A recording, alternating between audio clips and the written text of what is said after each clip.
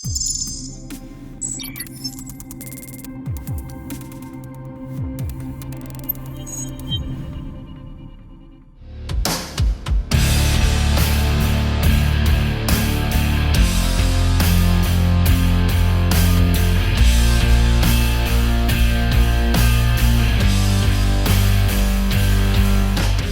back to Bikes Republic. Today we have here with us the Ducati Multistrada V4S. I know this review is a little bit late to the game. In fact, we were invited to review this bike somewhere around September or October of last year. However, right after the lockdowns, our schedule was really tight on a back-to-back shoots, back-to-back reviews for Piston, Motor Malaya as well as Bikes Republic, that we had to actually put it off till now. But if you want to watch this review in Bahasa, check out Amirul's review at motormalaya.net, or I could put a link to that video somewhere around the screen over here because he actually got a chance to review it much earlier. Anyway, back to the topic in hand, the Multistrada V4S. What an amazing machine, isn't it? There's a ton of content out there already. There's a lot of people that are raving about the V4S simply because it's a very, very capable bike. Surprisingly, in fact, because something so big, so heavy, isn't supposed to be this good. But the Multistrada V4S has defied logic, has defied physics, and it actually goes everywhere you want it to go, and it does a lot of fun stuff that I'm sure you'll enjoy. In this video, I want to tell you, because out there, there's a lot of content out there already, as I said. So in this video, I want to tell you some of the things that you should look out for, such as the adaptive cruise control, the blind spot monitor. How does it work? How does it feel like on the road? Especially, how does it feel like to ride? So in this opening scene, I'm just going to go through the bike. Later, I'm going to ride it with an onboard camera, tell you exactly what you need to know. The Multistrada has always been a sort of sport touring machine, you know. In fact, it actually used to go up against the likes of the BMW S1000 XR. So when the V4S was introduced, Ducati announced that they were going head-to-head with the BMW GS, which is not traditionally the direct target for the Multistrada. What that means is that the Multistrada, Ducati is getting very serious about conquering all terrains with the Multistrada. How do we know that? Well, this 19-inch front wheel. That's the direct statement that this machine actually wants to handle just as well on the road as well as off-road. Even the tires, Pirelli Scorpion 2s, these are not really your traditional go-to street tires. These are sort of all-rounders in between. So if there's one statement that from Ducati that says that they want to conquer all terrains, just like the term Multistrada, which means all roads, that's the biggest statement. Anyway, besides just being able to conquer all terrains, this is also a bike that is incredibly intelligent. In fact, some say that this is the world's safest motorcycle. So why do I say that? World's safest motorcycle? Well, check out this rectangular box over here. Alright? Keep this in mind and let's go to the back of the bike. There's another one over here as well. So what this is, these are actually onboard radars. And these radars are constantly analyzing traffic situation as well as all the other parameters of the motorcycle, such as lean angle, the speed, the handle positioning, the brakes, everything. Every single parameter, these radars are always picking up on it. And this actually contributes to the adaptive cruise control as well as the blind spot monitors, which I said I'll demonstrate later. But anyway, it's fantastic because you really do feel like the king of everything on the road with the Multistrada V4S. It's also a surprisingly comfortable machine because the aerodynamics of the Multistrada V4S has been purpose-built to keep you comfortable, to keep the air away from you, the wind away from you, as well as to keep vibrations down to a down low. How does it do that? Well, the beak for one, this is actually channels air away. So this was obviously designed in the wind tunnel, and then you get this very easily adjustable screen over here, which also gets this sub windscreens over here that keep wind away from your arms, so that's brilliant because it really does work as good as they say. And then you get these vents over here, which, let me demonstrate when I'm sitting. When you're on the bike, actually channels wind, air away from you, which makes it incredibly comfortable to ride, especially at top speed. And when the windscreen is at its highest level, there's no such thing as helmet buffeting. In fact, I only felt it at over 200 kilometers per hour. That's it. I said it. What? Hold up, wait a minute. So at that speed, that's where you feel your helmet buffeting a little. So a little bit of bending down low fixes that problem. So while I'm up here, let's also talk about the sitting position. The seat of the Multistrada of the new V4S is actually thicker as well as longer. However, you actually have to sit quite far up in front to reach the handlebars.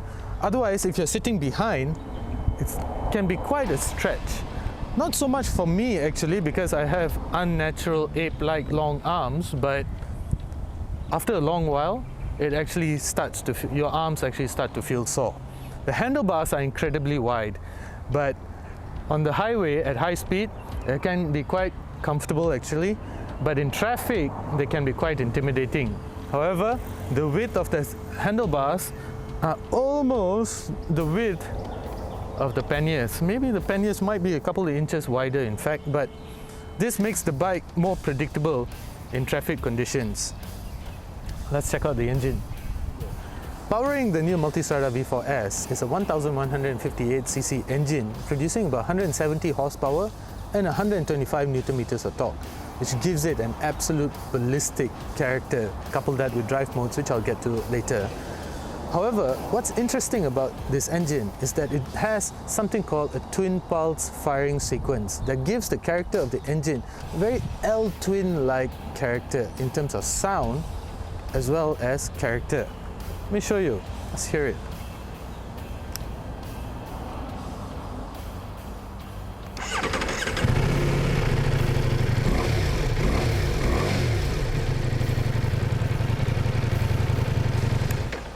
A lot of you Ducati fans, especially you Desmo-loving fans, will recognize that firing sequence in this engine. It almost sounds like a typical Ducati L-twin, doesn't it?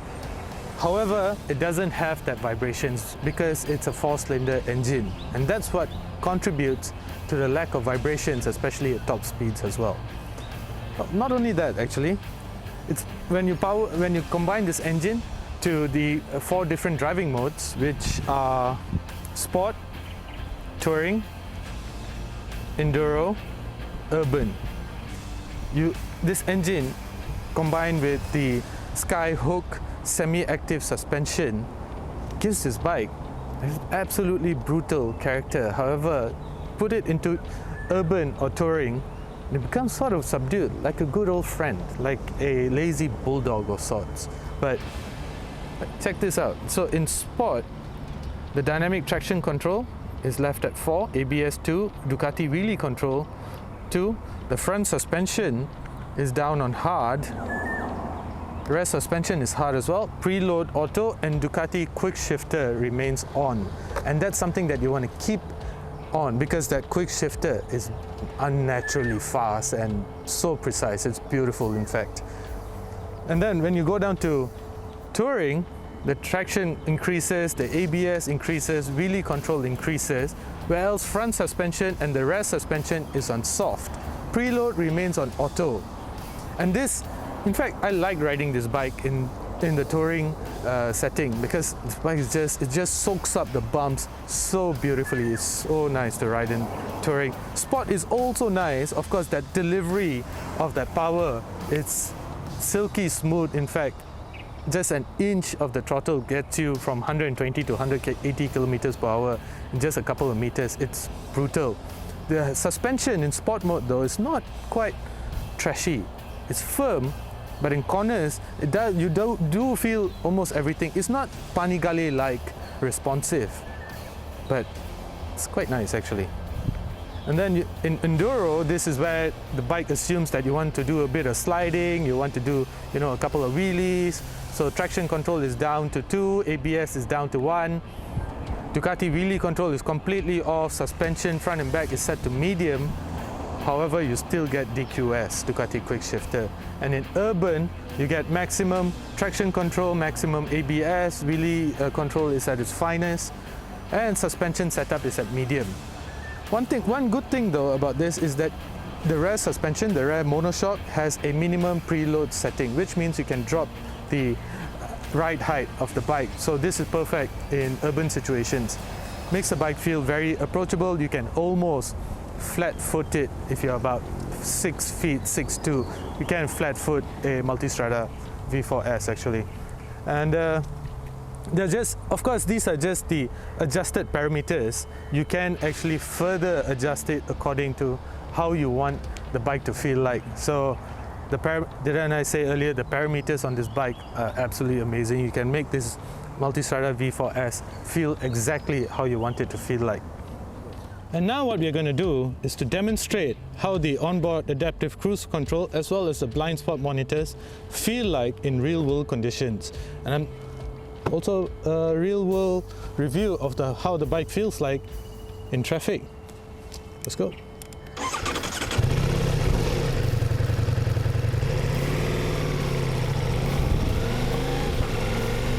Alright guys, so I'm heading to the highway to sort of show you how this bike feels like in traffic, and you know, to demonstrate how the blind spot monitoring system as well as the adaptive cruise control works.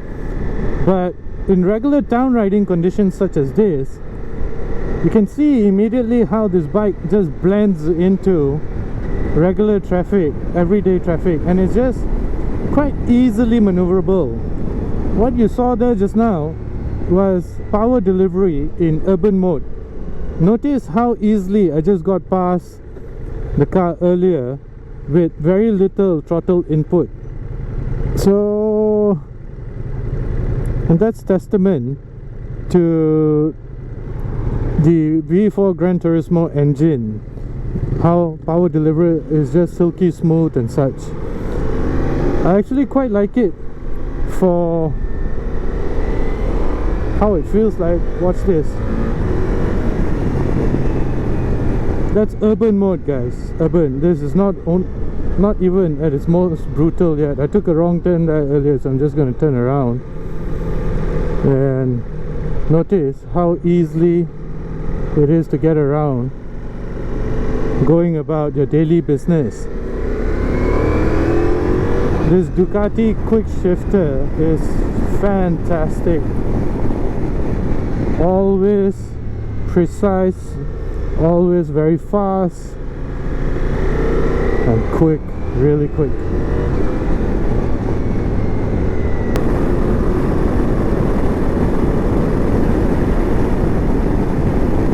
It's such an easy bike to ride fast, and it's never quite intimidating, even though it weighs 240 kgs. At first, of course, it's intimidating as hell when you first get into this bike. But after that, it just comes together beautifully. Getting on the highway right now, right after this turn.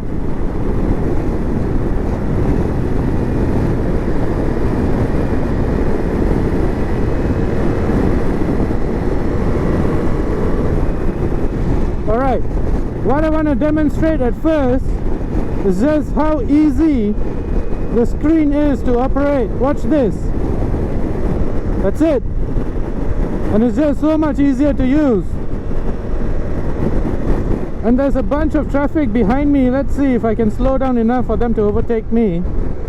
Well, watch this. This is the blind spot monitor. Check out that yellow light over there.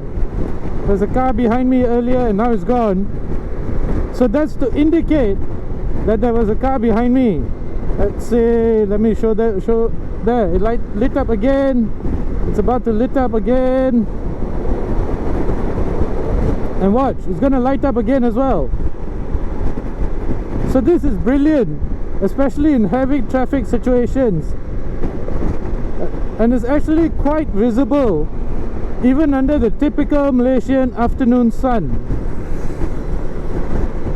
So it's visible in all situations, which is better than some cars actually, and that's really amazing. And now I'm going to demonstrate the adaptive cruise control. So what you do is you press this on button over here, you see this green light, and then you press set, and now it's set. Right, the car ahead is accelerating, so I'm going to just increase.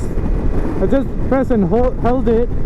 So, and now it's following the car in front. Look man, no hands. It's following the car in front because there's a speed camera coming nearby, so the car might slow down.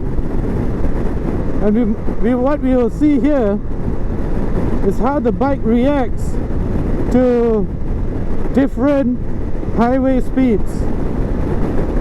Of course, you can also set in the menu setting, you can also set how close you want to get to the car ahead. The car turned, and see, the bike is accelerating by itself. So yeah, I was saying you can actually set how close you want to get to the car in front. Right now I'm set at medium. I don't want to get too close because I want to have some reaction time in case the car does an emergency brake. But let me show you how it is like to accelerate. So I just press this button over here that says RES, which stands for resume. So now I'm at 120. Watch this, the bike is accelerating by itself. 120, set.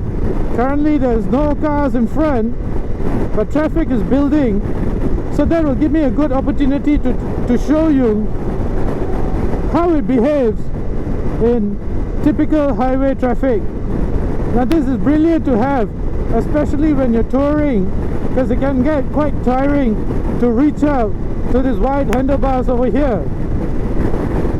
So we are getting closer, and you'll notice that the bike will start decelerating.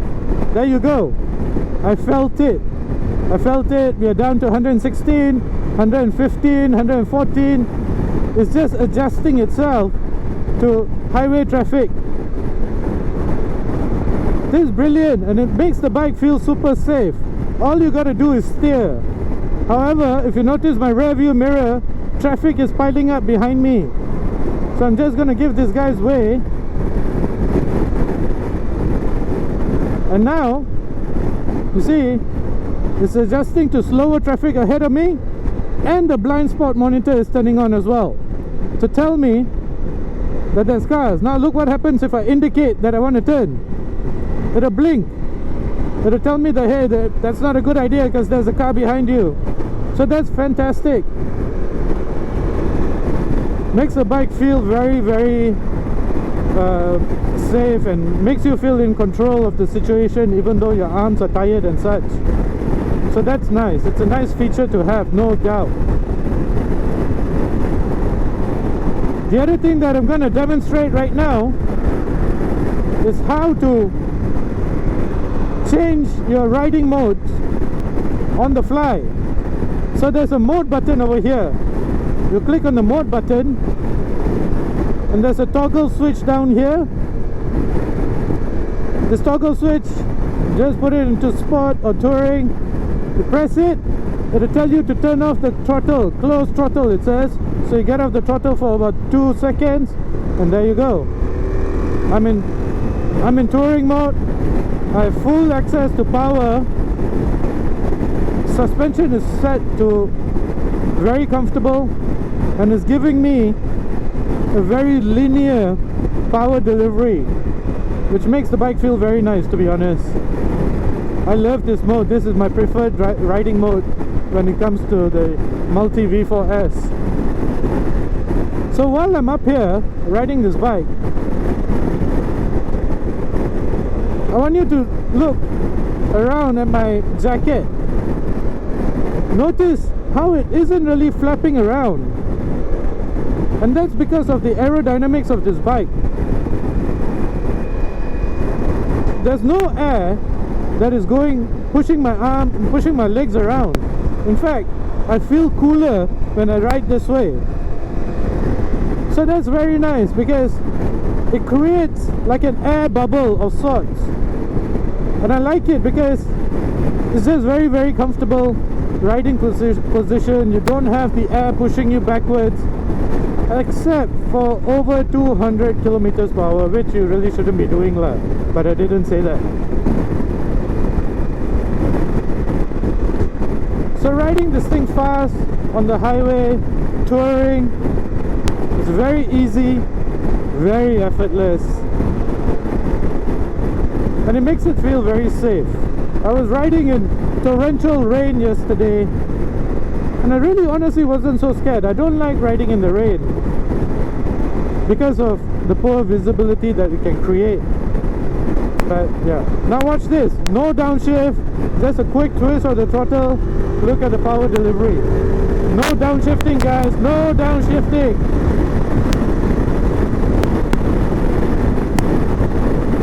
And I wasn't even at full throttle. That was just a tiny little squirt. Just a tiny squirt. Such an amazing bike, to be honest.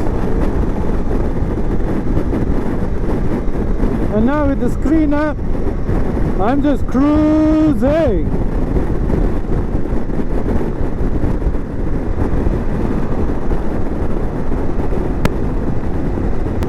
Let me demonstrate the power again. There we go.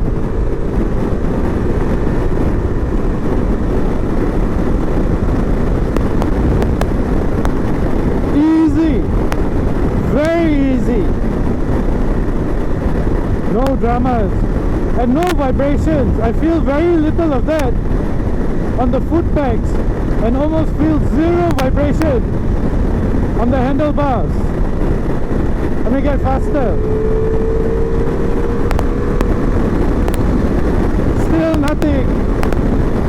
Maybe a bit more vibration down in the foot pegs, but almost nothing at the handlebars or on the seats. It is getting a little louder, but I don't feel my helmet buffeting, which is amazing and testament to the aero capability of the Multistrada V4S.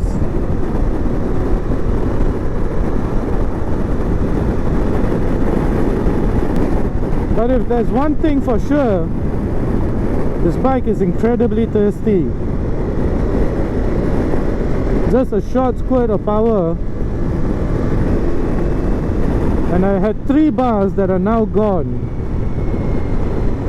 in like less than 20 kilometers.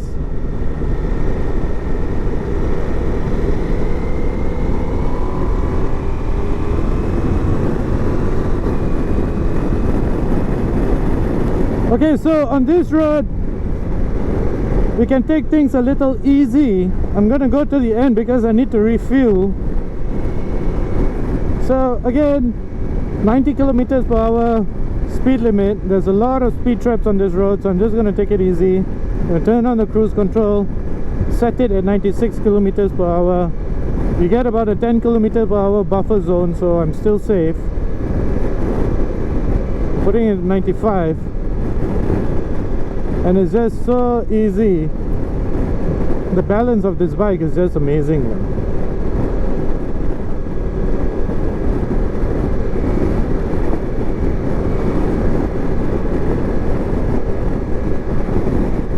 So I also want to talk to you about the fussiness of all these cables over here around the handlebars. I think that Ducati could have done a better job with this, because look at this. These are probably switches or connectors for the blind spot monitor and the heated grips, as well as all the switches over here, you know. But I think that they could have done a better job at hiding this. You really shouldn't be parking 150,000 ringgit motorcycle in a parking mall, right? In a shopping mall. But let's say that you really had to.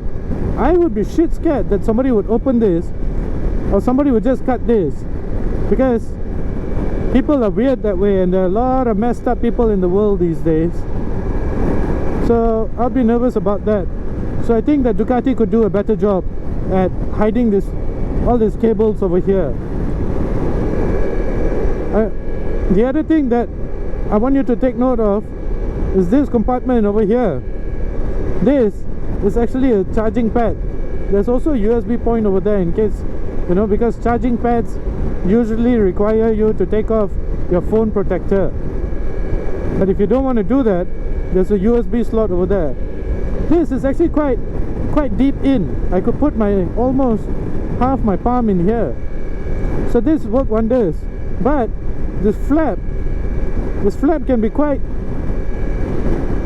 the quality of this thing could be better. You really need to push this thing down. So yeah, that's that. And then there's that 6.5 inch color screen over here, which I have no complaints about. It's fantastic, it looks amazing, everything is crystal clear, and you navigate through this screen through this control over here.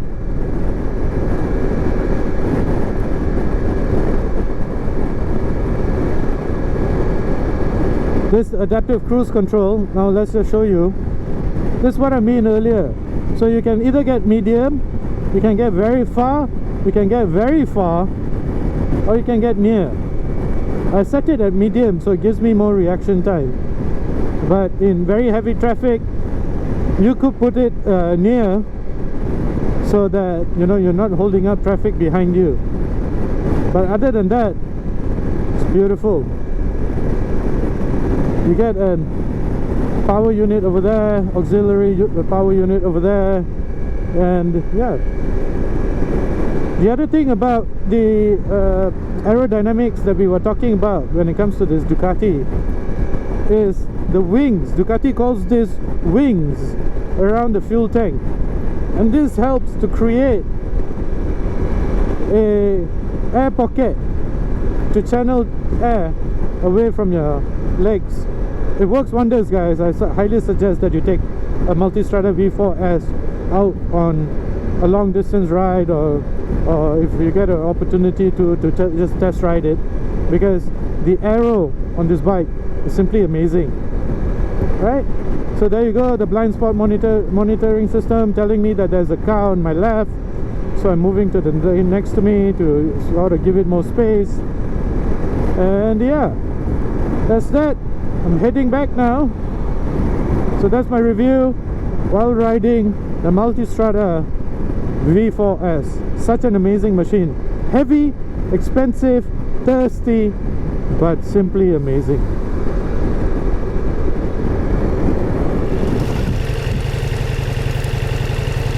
So that's our take of the new Multistrada V4S. An incredibly capable touring machine. It's also a well-rounded sporting monster as well. That engine is amazing, coupled with that suspension, it's just beautiful. Of course it has its flaws. It's incredibly expensive at nearly 150,000 ringgit. It's quite expensive as well, and that electronics can be, you know, a little unnecessarily complicated.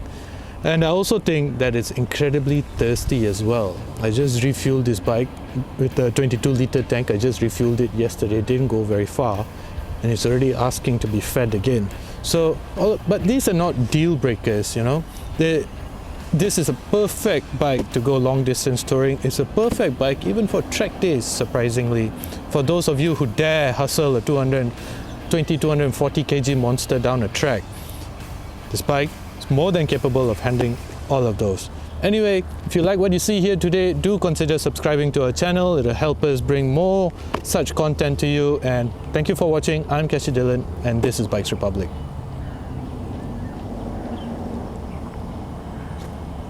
Settle.